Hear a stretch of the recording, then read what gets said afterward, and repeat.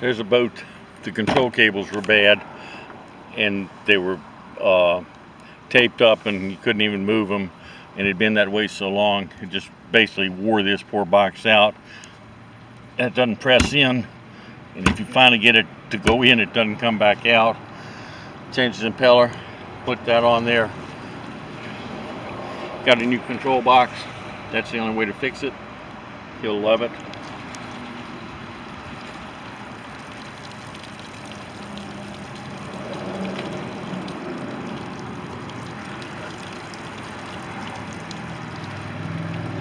Okay. Go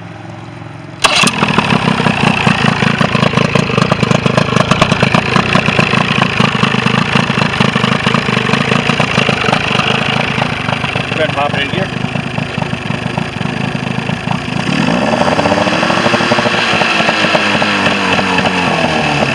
The gear back there? Yeah.